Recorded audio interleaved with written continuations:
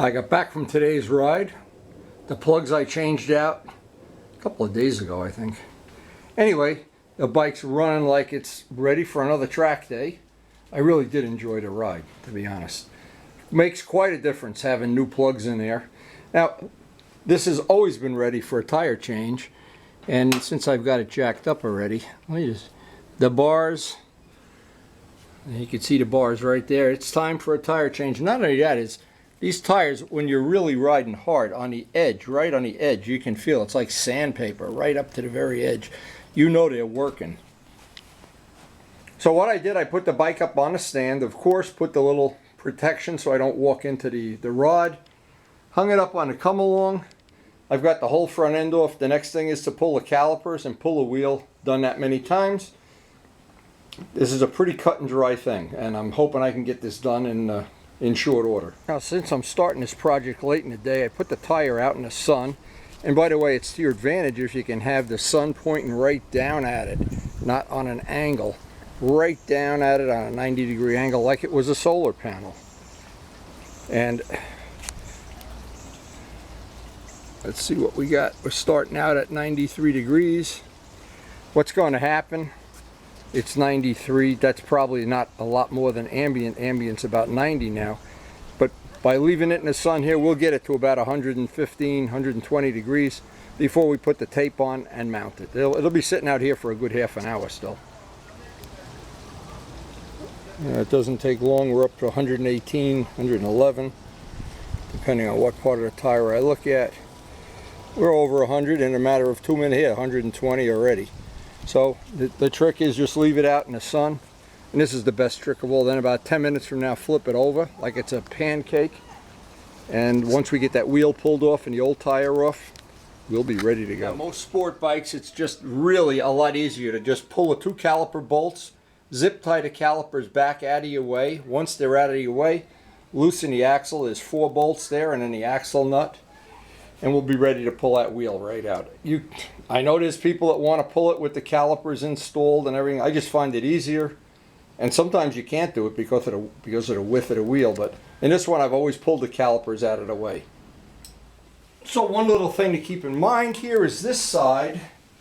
Before I loosen these 4 bolts, I want to loosen the axle nut.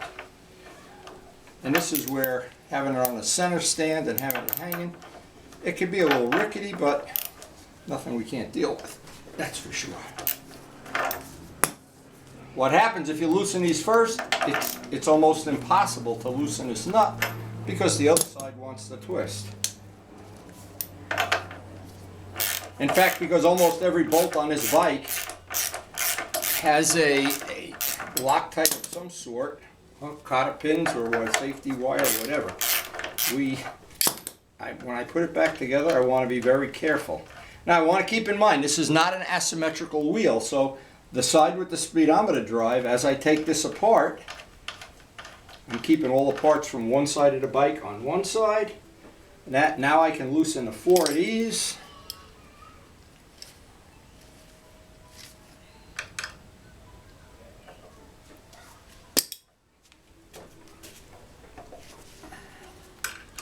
And there's a sequence to putting this back together again that makes it very easy.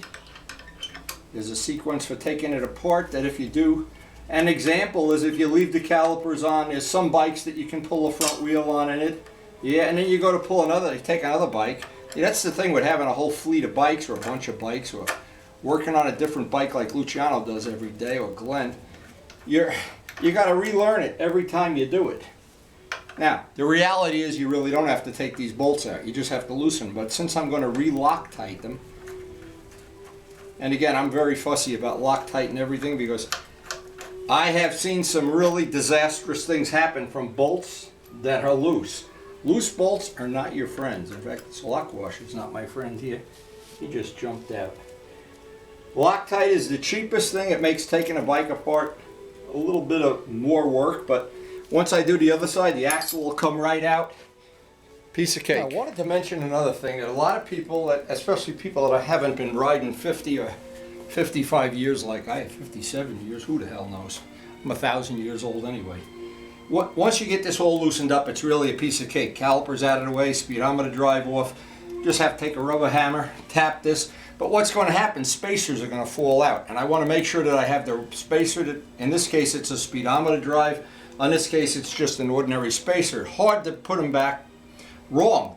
But what I would suggest, if anybody's doing it for the first time, like our friend in Portugal had a little bit of anxiety about taking the front end off the bike, take pictures of every step in the way. And you notice what I've done on one side of the bike is the parts that belong on that side. What's on this side is on this side. Just makes it a little bit easier. And like, again, unless you're a professional mechanic and you're doing this, you're a MotoGP mechanic and you're doing it every day, well, unfortunately we're not. And so what happens right now, the wheel comes right out, of course. This spacer I know goes on this side. Speedometer drive, and I'll clean up and repolish all of these parts before I put them in. I'll repolish these. It's easy to polish them while they're apart. And we basically got our worn out tire wheel off. Another little tip that works for me, or basically any backyard mechanic, and like I said, these are all the bolts and tools I'll need to work on this side of the bike. And except for the pliers, which I put back to tighten the speedometer drive, these are the bolts and the parts, tools, bolts, and the Loctite that'll be needed to put that back together. And so once I get this apart, I have to know which side of the wheel the speedometer drive is on. It's pretty obvious on this one. And like we found out with the Kawasaki tire, it's a symmetrical wheel because I need to put the tire on so it's turning in the right direction. That is an important thing. Now this is a very common tool you can buy anywhere, about $2. It has a little notch for taking the valve stem out. Now there's a lot of ways you can do this. You could let the air out by hand, but to be honest, this is the best way to do it. And once I get the air out of the tire, I need to break the bead. Sometimes you can break it just by standing on the tire, but not always. So we always have our Harbor Freight. Here comes the bead. For anybody who hasn't never done this, this is what the little part of the curvy girl looks like. That's out now. And with this part out. Now this is, and I keep all my tire changing stuff in one tub. This is the next step on this whole operation. Ordinary simple green.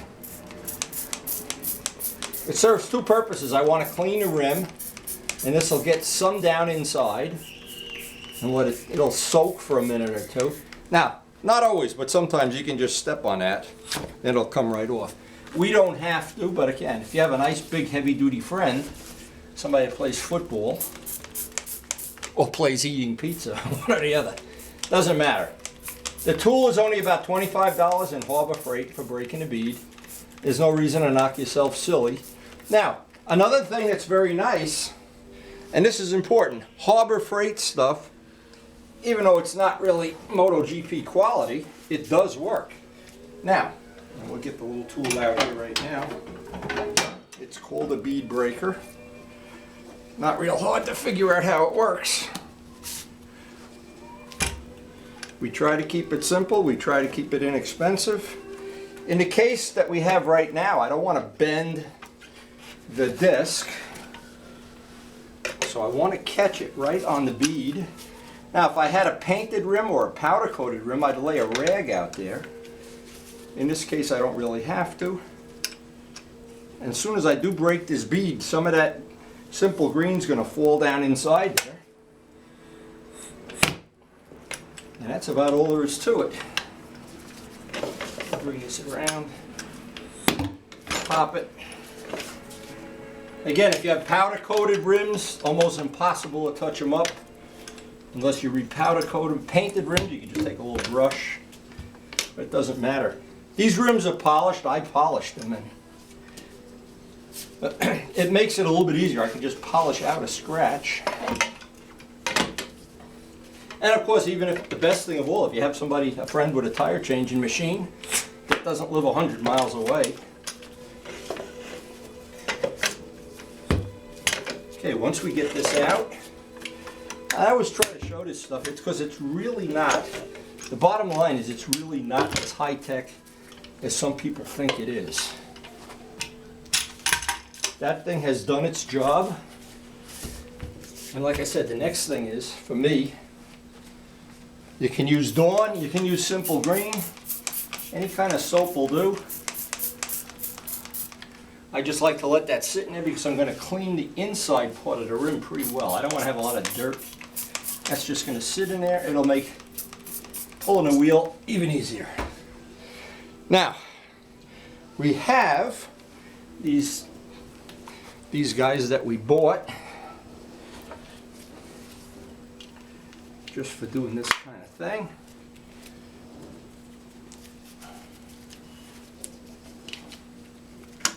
Again, while we're doing this, that tire is cooking away out there. Stool. The idea now is to keep this part of the tire inside while you pull the top off.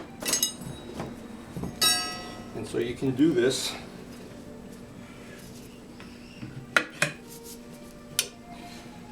pretty simple to figure out what has to be done. Once it's down in that groove, you're pretty much home free all. Now, if you really have to, I always keep this around. It's a die breaker. And if I have to, I can take my other ones. Just be less polishing to pull out. Again, I haven't put any force on it at all to get that to pop off. Now, the other side, a different animal. Sometimes it'll pop right off, and sometimes it doesn't pop right off. And that's why we make the videos, so people see that no matter who you are or what equipment you have, it can be tenacious to do this. So let me just show you what I've figured out in all my brilliant ways. Put one of these on.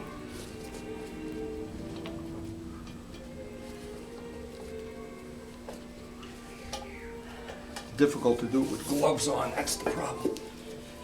I'm not used to working with gloves all the time. Get that down in there. It doesn't matter where it goes, you just got to get it snapped onto the rim. There we go. Let's get another one on here. And these, of course, if you had painted or powder coated rims, are a must. Now we can just repeat the same thing on this side. Look for our part here. And this is when you find out if it's your lucky day or not your lucky day.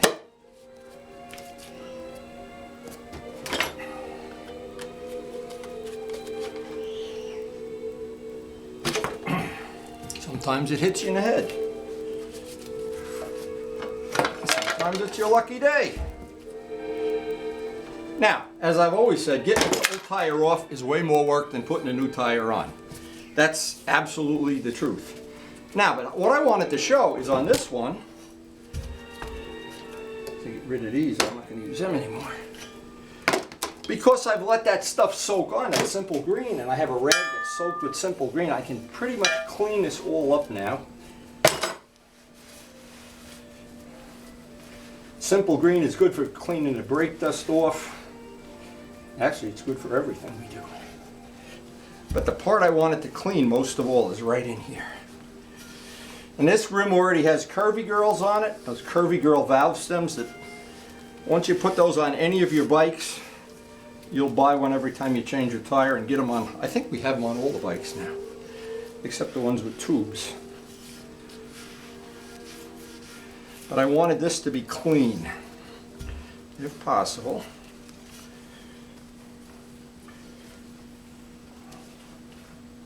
Now we got to go outside and see if our tire is cooking.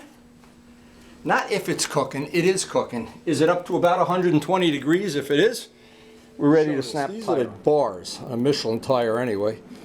And when that wears even with the bar, it's almost always time to replace the tire. And yeah, you can go, here's another one here. What I've done in the past is I've always tried to get 1 or 2 more rides out of a tire, and it's always a mistake because at the point you've lost the tread, the handling really goes downhill quickly and the safety goes downhill. So I'm always in favor of right now, just before I see the bars coming up.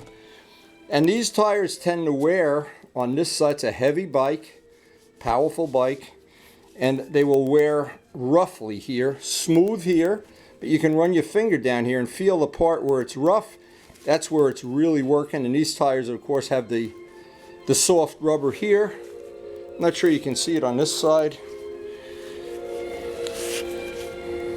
but it has a really rough texture to it. And a lot of guys are prone to look at the rear tire and try to determine if a guy's a great rider or not. You want to see if he's a great rider. Look at the front tire and see if this part is rough. And you know that guy's really into it then.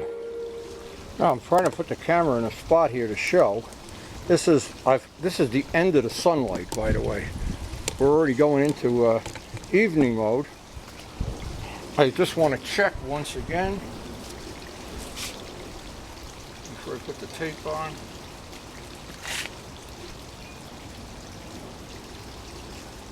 (118 degrees). 118 is fine, by the way. Now, I tear the duct tape in half. I got a razor blade in my mouth. It just seems easier to do it this way. This is a critical part of it. I'm trying to keep it in, whoop, as I drop the blade. I need to put this in 4 spots, not in a bead, up here, and I'm trying to keep the tire in the sun and hot. I want to squeeze this together. Now I don't want it going any longer than around here. And you can't do this with gloves realistically. And I want to do that at 4 spots while trying to keep the tire as hot as possible.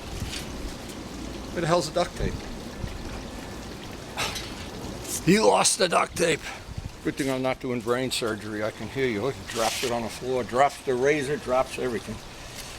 Anyway. Always make the piece longer than it has to be. I've tried doing this like in 10 pieces. No better. 4 is enough. In fact, you probably can get away with 3. Once you get that to stick, you can come around here, do the big squeeze, or have a friend squeeze it. That's just good enough. Do this 4 times.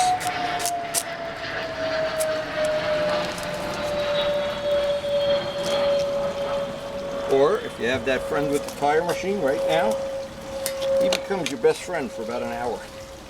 Let him do it and you go down and pick up the pie. Okay, here we go. Jingle bong. And I have changed enough tires using a heat box, Glenn and I used a heat gun a couple of times. That worked. Anything you can do to get the tire up to about 120 degrees. Just makes it a piece of cake. Done with that. Now we want to run inside.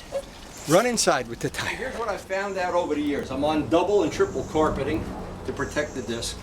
What I really want to do, I'm going to make sure I have, there used to be a red dot, a yellow dot. There's no dots on Michelin tires anymore, so I guess they've got them good enough that they don't need to do that. I want to make sure I'm going in the right direction. That's the front wheel. So this is the side. Again, you could use Dawn. We've used every kind of soap. Luciano has some really good stuff, special stuff for seat and tires. He refuses to give me any. You can do that. You basically only have to do one side. And since it doesn't matter what we're lining up here, now, you know what? I feel better if I get a little extra.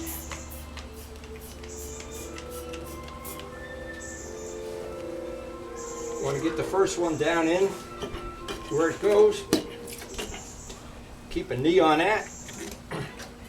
Of course, it makes it easier if your hands aren't slippery. And the tape broke. This is the first time the tape ever broke. Okay, so we'll show what to do when the tape breaks.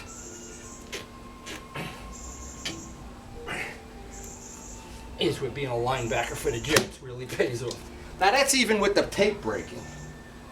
How nice is that? And I always say this, every time I do this, I think about that. The money, if you have 8 motorcycles and you ride, I ride 4 or 5 times a week, an average of 150 to 200 miles a ride, sometimes more. That mileage adds up. If you ride aggressively, tires wear out. If you ride like an old lady, they wear out.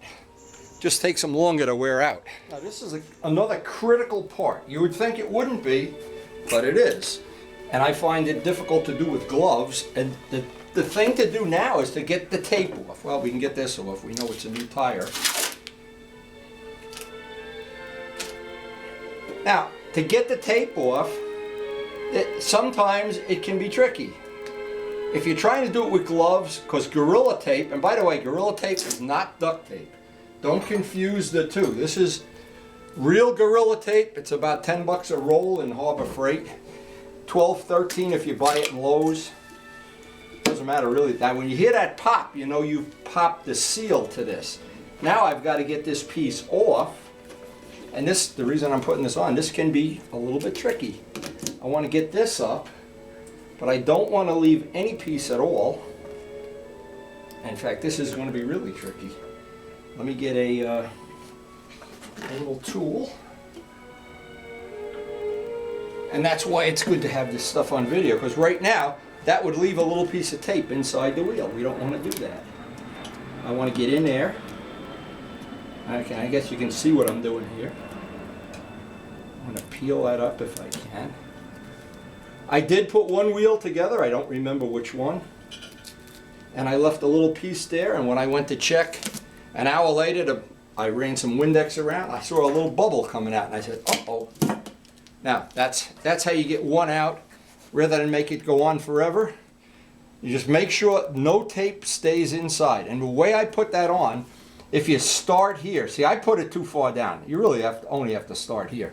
I'm trying to oversimplify things because I'm so happy that 10, 15 times a year when I have to normally change a tire or more than one tire, I don't have to spend all day doing it. This makes it really quick.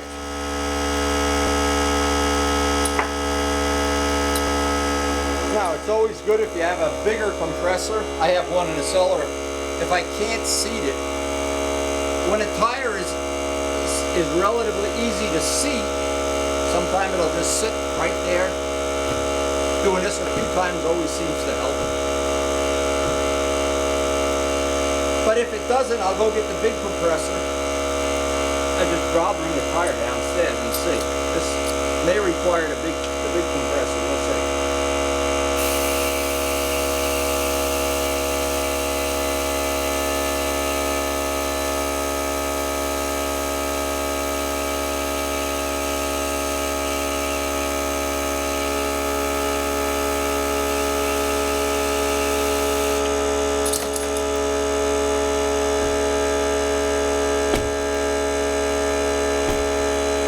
This is the part that a lot of people would get to this point, be a little intimidated, or you're thinking, I'm in big trouble. But not really. You really need a bigger compressor is the issue. Let's just see, if we can do this with a small compressor, it'd be great.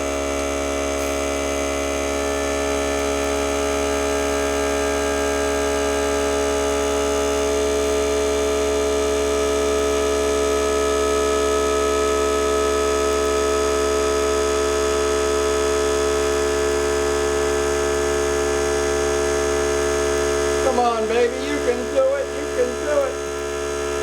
You can do it. Oh, I've been shot with a little compressor. Wow. Wow. Okay, now we want to get the whole, obviously the whole bead to seat. See, the little compressor just doesn't have enough power. The big one will do this in a minute. But I wanted to show this because not everybody's got a big compressor. It'll pop. Oh, I've been shot twice. Now we know we have it pretty good. This is a good time just to bounce this a few times. Run your finger along here, make sure it's seated the whole way.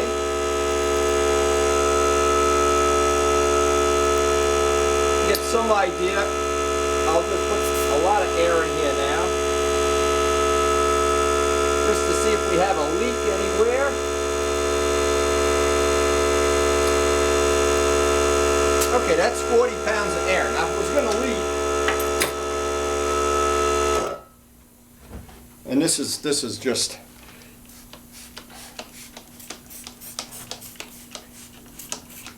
Now I'm going to go inside, have a cup of coffee, and when I come back out, if this says, I'll check the pressure before I go in, and 10 minutes later, if it has the same pressure, and I don't see any bubbles here at all.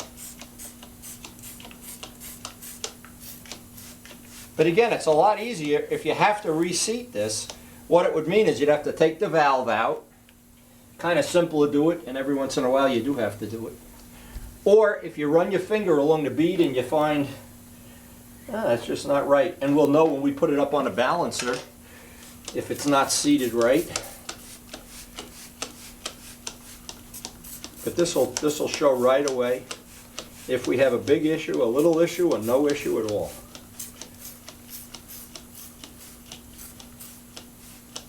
And I know many of my friends are already changing tires with using this method, so not like I invented it, but it does work pretty good. It is fast, and the biggest thing of all, it's cheap. So what I did, I took all the old weights off. The weight that was on there is off. And what happened is I let the wheel rotate and find its heavy spot, which will always be at the bottom. I marked it with an ink marker up here. That'll come right off. Then I put a 10 gram weight. The 10 didn't quite balance it. I put a 20. The 20 looked like it's real close. And the trick is to have it just stop in every part of its rotation. And believe me, you can spend all day trying to get it exactly, sand the weights and all that stuff. And I'm not sure it serves any real purpose. In fact, Luciano doesn't balance unless the wheel is really out of balance. He doesn't even put weights on. And if you do put any of these gummy bear weights, these stick-on weights, when you do track days, they insist that you have duct tape on top of them. Guess why? Because they come off. Well, I don't want them coming off when my friends are there, but if you can stop the wheel in every part of the rotation and not see one side fall down, you can be pretty happy with that. And actually what I've seen because Michelin tires don't put that little dot that indicates the light side of the wheel, the heavy side, the light side. Well, Glenn and I went through that already. Well, Michelin tires just seem to be pretty good just the way they come from the factory. So that's all we've learned from that. Now that I've entered the information, I see in the front tire was put on at 20,800 and lasted until 26.5. So that's better than what I usually get out of a tire. And that was a Michelin 2. Now this is a Michelin 3 that we're going to be testing. It might have the same or better or worse, but with this motorcycle, a big, heavy, powerful motorcycle that's ridden hard, that's really not bad. Not bad at all, in fact. And we're ready pretty much now. It's just the reverse of what we did before.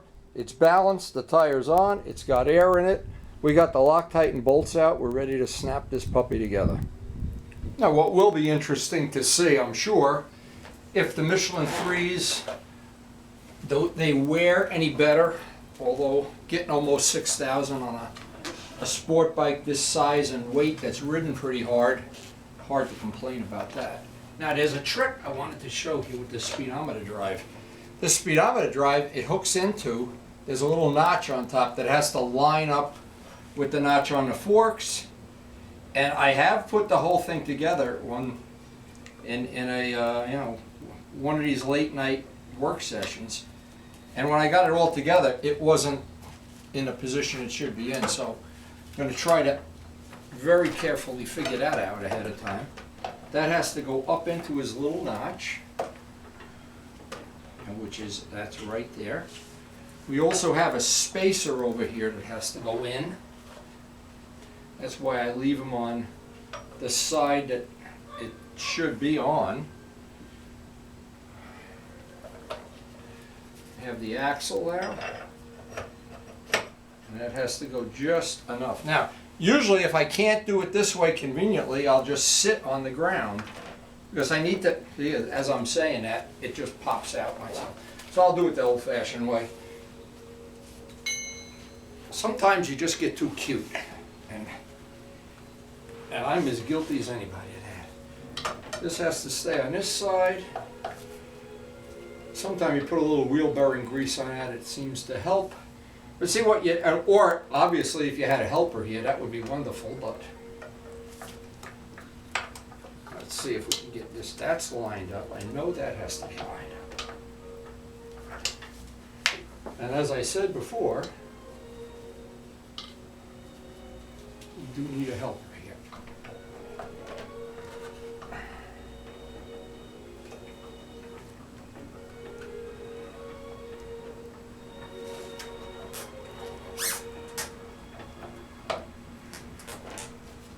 And it's really nice if you can just get this to slide in, get the axle to slide in.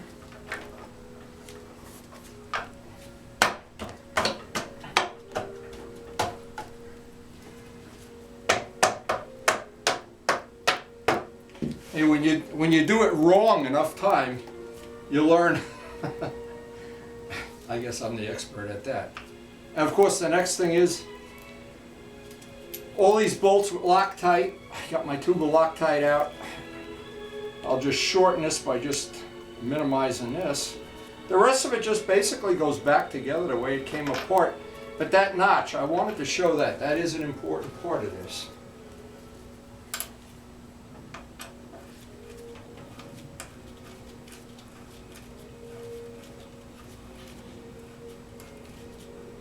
Now there's always another trick that you can do if you really want to be super careful about this. You can just get these bolts hand tight and then bounce the forks up and down a few times and then retighten them and then put this nut on. I have done that several times and done it without doing it, and I haven't seen much of a difference on this bike. But if there was some little thing out of alignment, that would help correct it.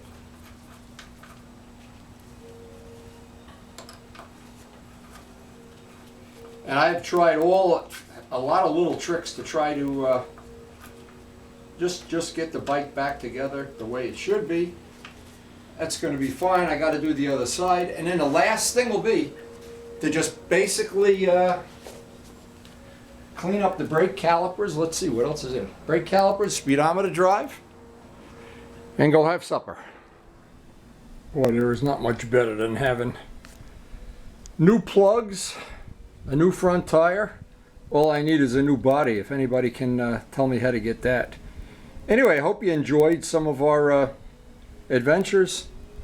Hope some of these tips help you enjoy the world of motorcycling even more.